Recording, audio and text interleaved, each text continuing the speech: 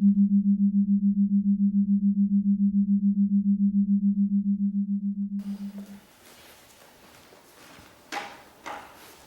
morning. Today I'm going to continue the talk of last 2 weeks ago. The talk about the first monk who traveled to India and he learned Buddhism and bring it back to China. So this monk traveled in the 4th century, 414 AD. But when you see the map I give you, the list I give you there, Buddhism, far than what we know that they formed in India before Chinese people know it. You see, when we see that Buddha birthed in 560 BC, before Christ. So, and the important one, what I want to say is, from Central Asia, if you see the map from Central Asia, Western Asia, and then the Eastern Asia, Southeast Asia is India. So this region is very important in Afghanistan, in Iran right now. In the days in the Buddha's time, the first monk who come to China and preaching is in. When you see this list, they will write down in 148 AD. The first monk come to China. This monk is from Iran, right now Iran. So Iran, Iraq, Afghanistan, all this region is carry some teaching when Ashoka spread Dhamma and his nation influence to the world. So after Ashoka, then the Afghanistan, this location, what we call that Central Asia. Central Asia is all the culture, politics, merchant, and religion, they meet each other. So this is very important. So Asia's culture is religion, especially religion culture, is very different from the West, because they merge all this culture from India, China, and from the West, they merge together. Only the thing that you can fit into that religion's what they look for, then you can survive.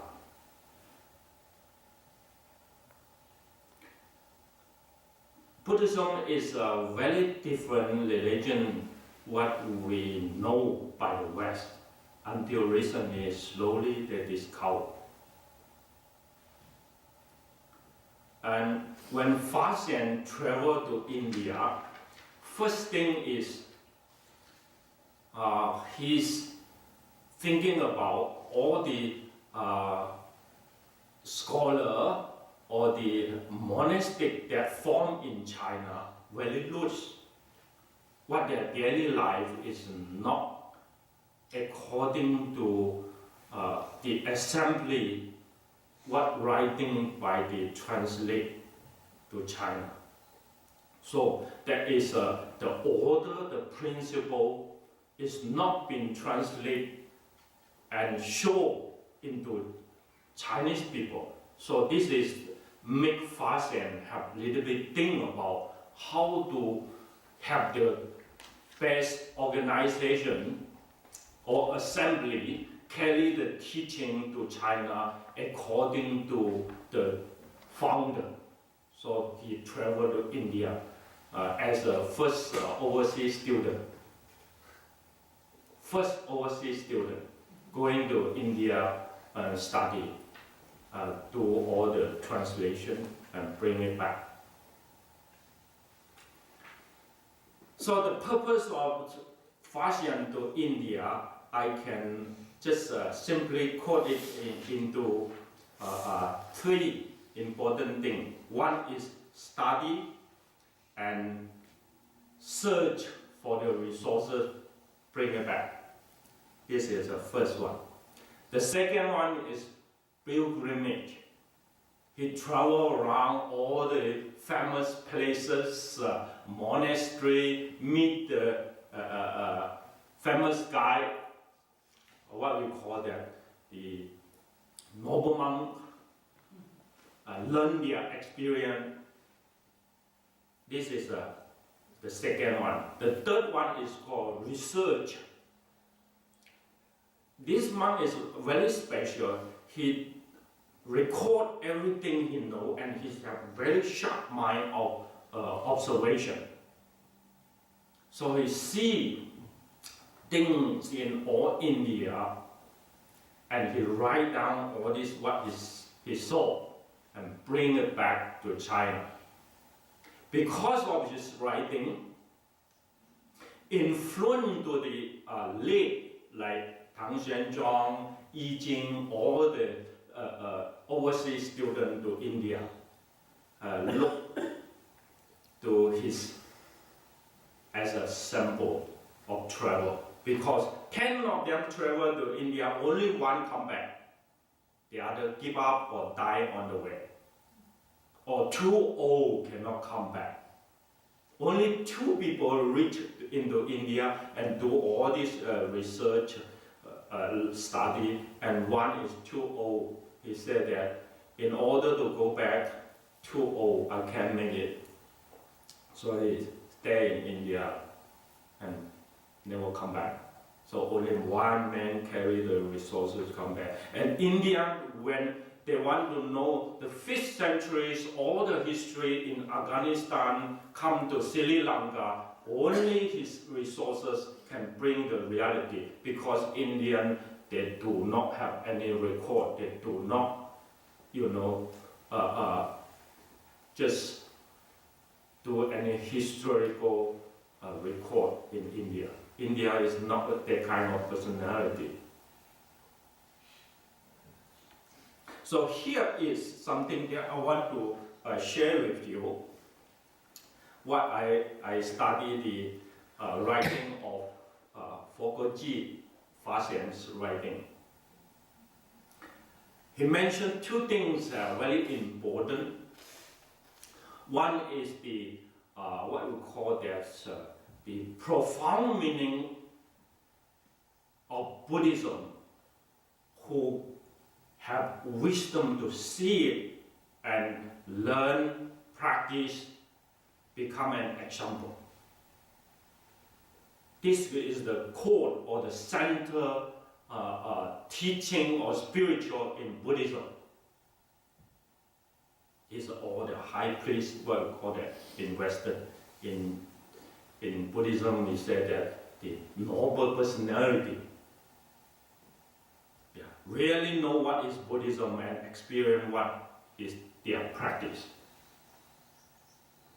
But 90% of Buddhists is what we call that common society's faith, looking for faith, is not looking for practice. You see?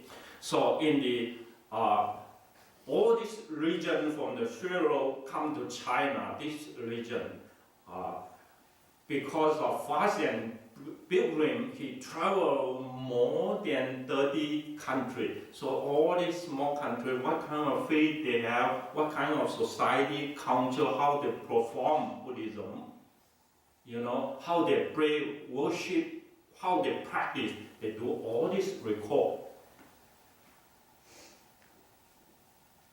Yeah. So this part I want to share some with you. And the last part is Sri Lanka.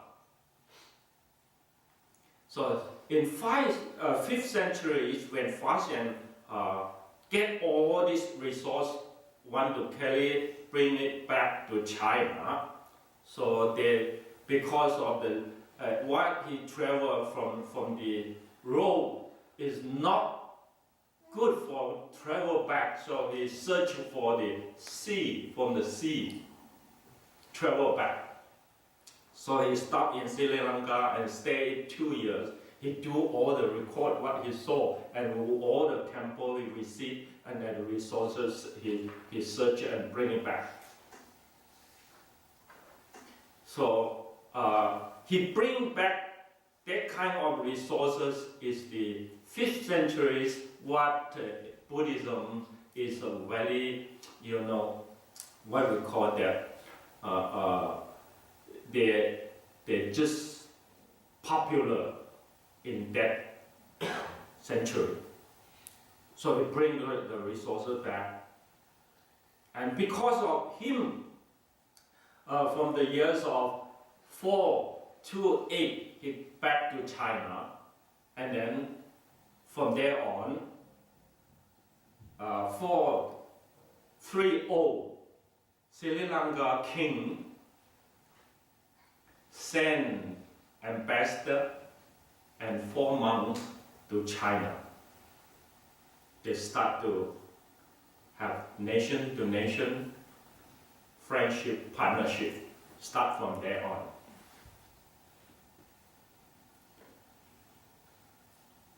433 years later, and 435 years, they carry on to have ambassador and bring good merchant relationship, culture, all this together with China. One thing that Sri Lanka helped Chinese establish is the female monk monastery. In the years of 435, they bring 10 of the female monastery to China, and then from that, what we call the higher ordination platform, Chinese Buddhism have female monks.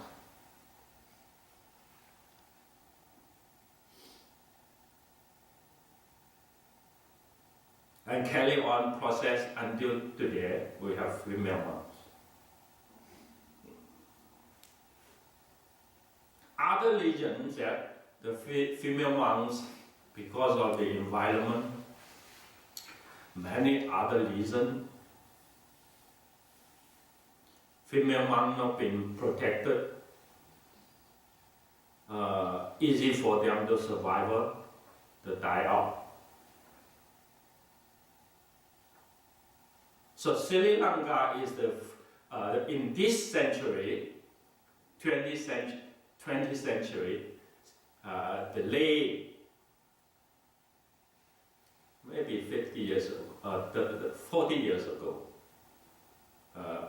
Sri Lanka started interested to bring back the female monk monastery because Southeast Asia, India, and Tibetan, we don't have female monastery. Only China have. Korea, they have part of them. Japan don't have. Japan also like samurai, father's culture. So female right is not being protected. Chinese culture also, Confucianism is father right, no mother right. But Buddhism is equal right. Not father, mother, not like that, elder. Son, daughter, all the family, we call that equal right. Know who and who is the top guy.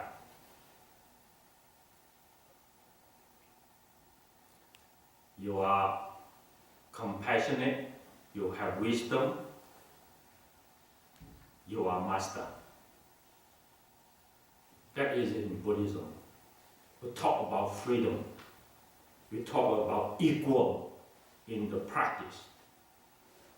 So from there on, come into this century, you see very strange, and Buddhism is, asked for the highest platforms of ordination back to Sri Lanka. So right now, from Sri Lanka on, female Buddhism, female monastics start to grow, and then they spread back to, Thailand. Right now, I think slowly Burma. Right now, Burma is an open door to the world. Yeah, they try to open themselves to the world. Slowly, they will pick up.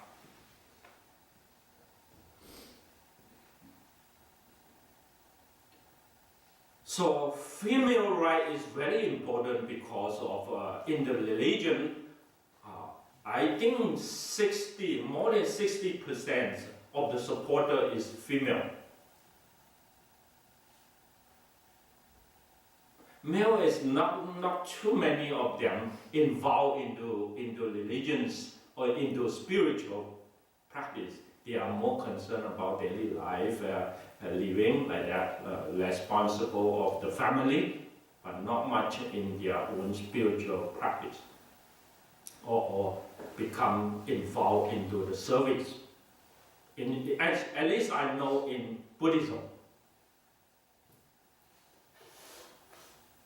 But females, because of this important, they will grow very fast right now in Taiwan. Most monastics that are more than 60% remain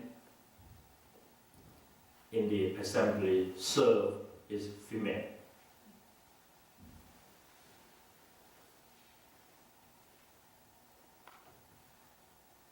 So let me talk a little bit about the Afghanistan, this location, in what Fashion know about this.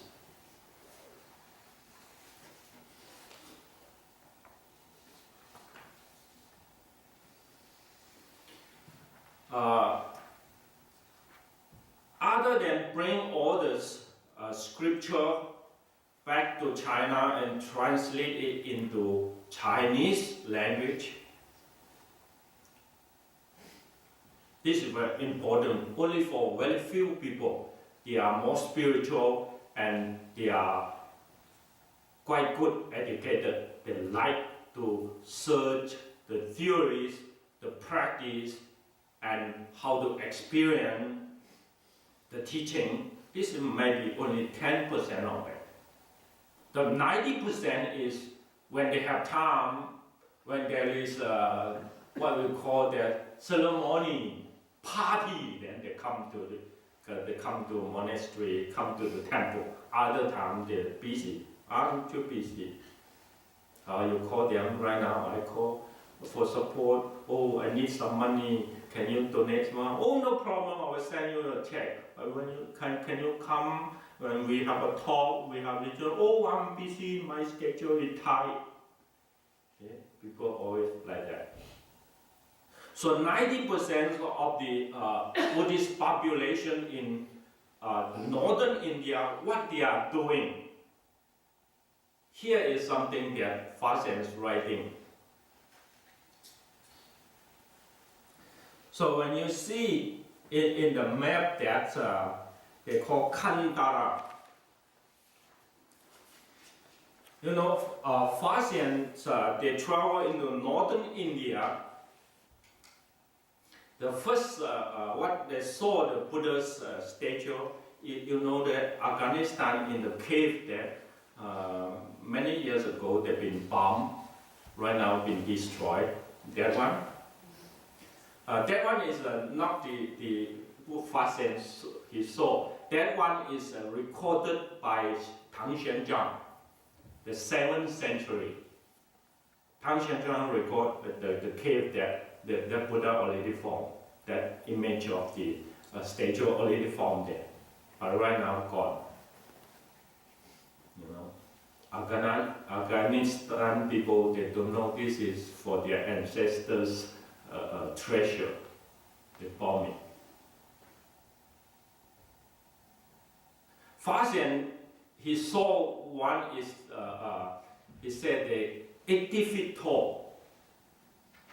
That is not the Buddha statue, that is the Mataya statue. The what we call that, the loving kindness Buddha.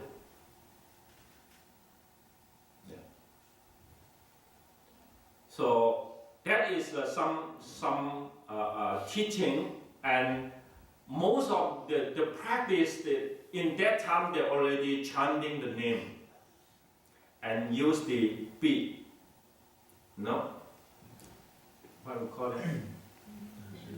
Yeah, the beats. Very interesting. In India, when Buddhism in Ganga River by the Buddha, we don't use beat. Until right now, come to Sri Lanka, all this region, they don't use beat. They just practice in 37 factors of enlightenment. They practice, the 4 foundations of mindfulness, and they sit meditation, doing like that. They're not using the beat. But when Buddhism spread to the north, they use the brick.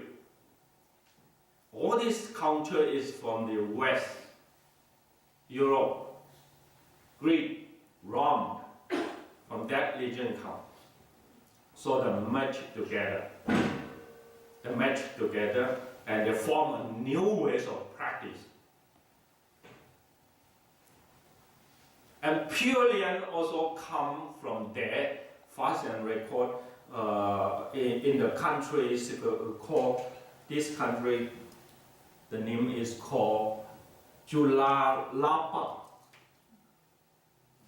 It's a little bit far from the border of Soviet Union, from Afghanistan to Soviet Union. From there, people they in the cave, because of the sunset to the legend, one of the mountain is formed the shape like the Buddhas, like this. He's sitting, the shape is like that. And then when the sunset, it shines back like what you see when we switch on the light in the evening, or shine back, just the shape of the Buddha statue there.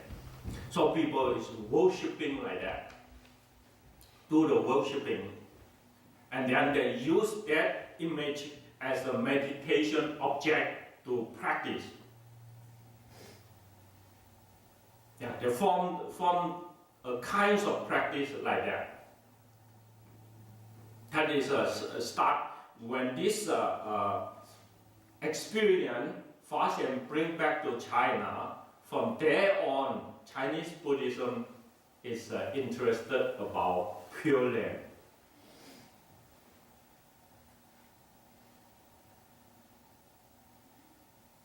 Yeah, and other than that, they still carry on worshipping the footstep, the foot seals of the Buddha. This is a very antique, or what you call the ancient faith in Buddhism. When Buddha passed away, and then because of what we call the Noble Eightfold Path, is you follow my step, follow my path.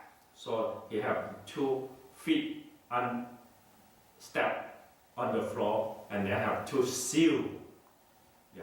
This is a mark that in Buddhism represent that you follow my step. No worshipping, just follow my step. Learn what I learn, practice what I practice, and experience what I experience.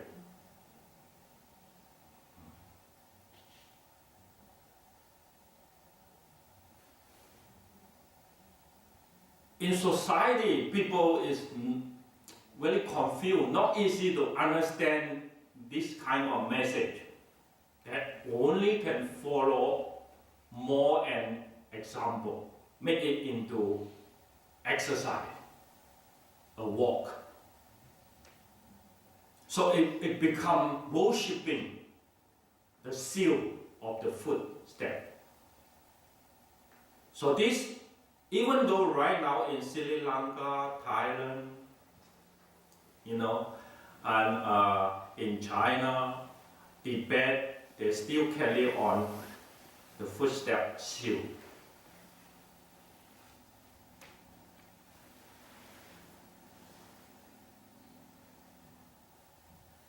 I remember I traveled to Thailand and Burma.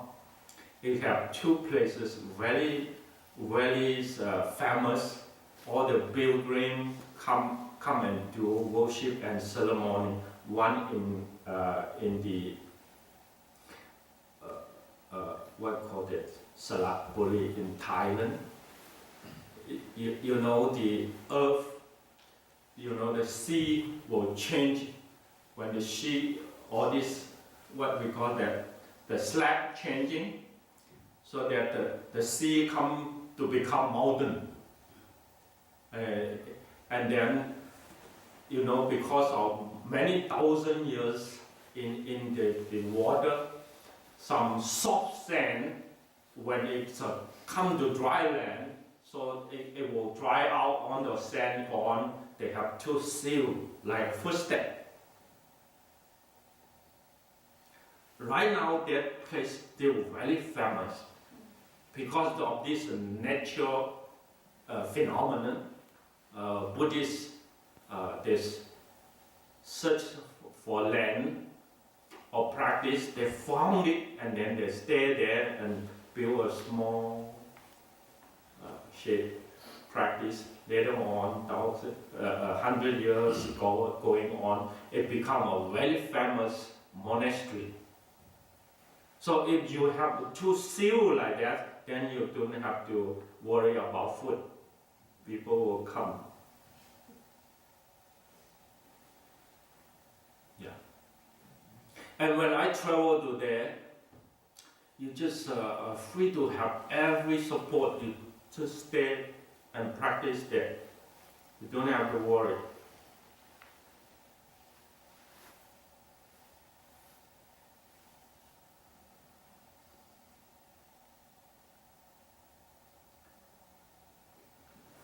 So, a symbols for a land to discover, become famous, become very important. If a piece of land only education, school, and no other symbol, it's not easy to carry on.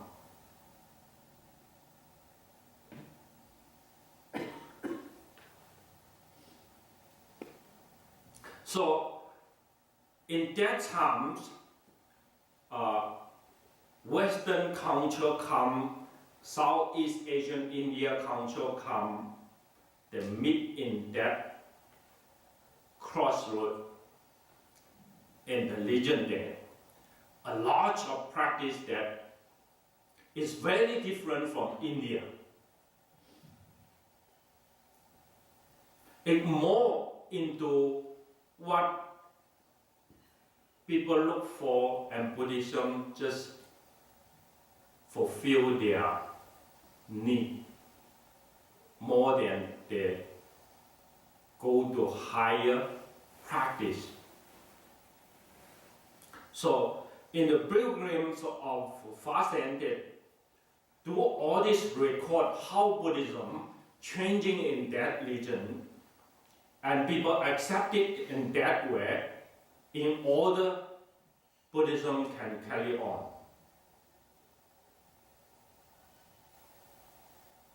Especially the king, or what we call that, someone who has power. In what their faith and belief, you need to have a little bit negotiate with them. in order to get their support. Otherwise, you will be kicked out.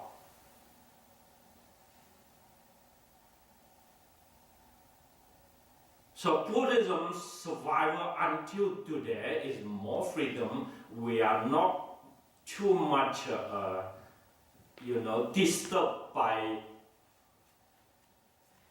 other power. Only what we see, like we come to the United States, religion is free. We don't have to worry. We can teach according to what we know, the core teaching, 100% teach. But in China right now it's different. You just teach and serve according to the nation need, according to what the politics give you the guideline.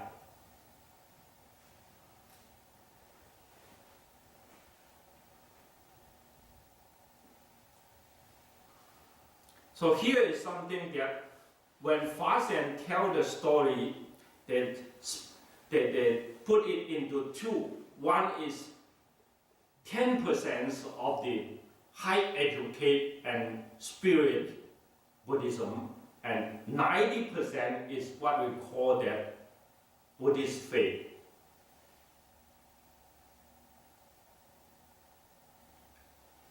In the years of 1986, when I read all this Faxian biography and think that it make me, back to the reality. From 1980, I become monk. And then for myself, I don't like all this superstition and all this larger party, communication, that kind of community I don't join. I only become a scholar monk, learn and practice.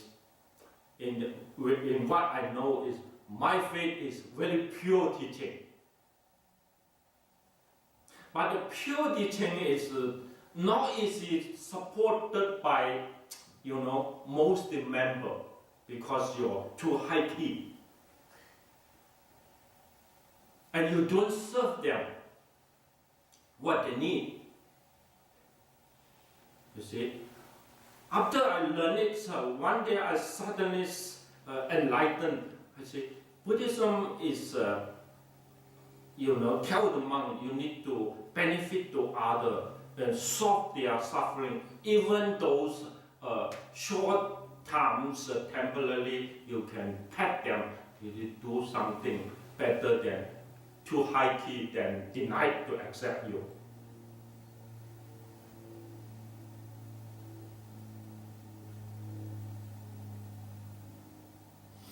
So I make myself more easy and serve not according to my idea, it's according to the condition, individually. So individually is very important because this is what they are, urgent need, and that is a should for them, comfort for them to accept. So you need to go that way to bring them experience, to bring them have something, carry on process. This is what I learned from Faxian and keep in my mind until right now. I serve Buddhism is equally. Not this and that, but according to individual.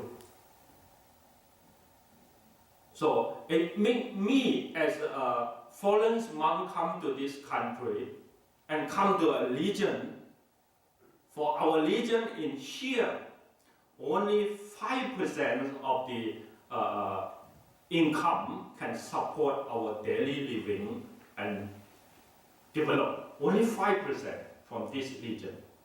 90% is from other. I get all this support from other, come and develop here. If I don't read Farsian's writing, I won't be able to survive in this new religion.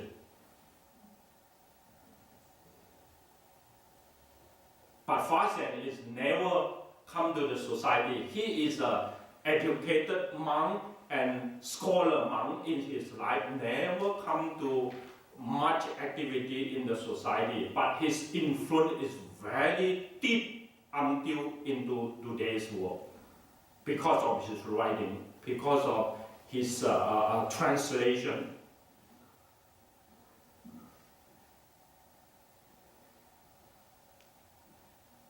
So spiritual journey, sometimes you are succeed, but not famous. Sometimes you are famous, but not succeed.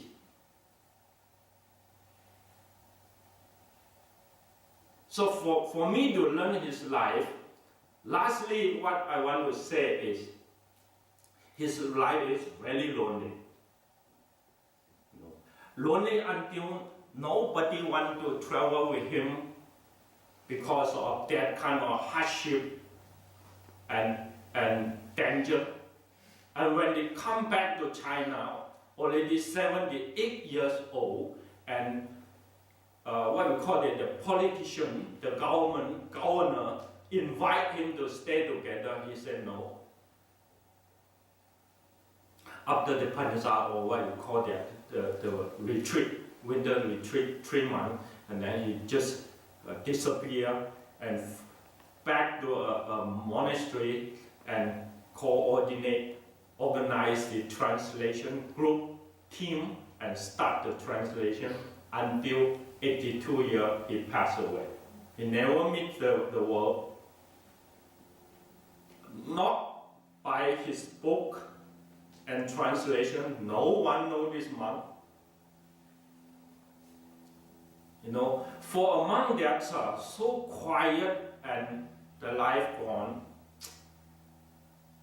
it's really touching me, If one day that I have someone carry on my ways of serve this world, I would like to have myself, just stay alone.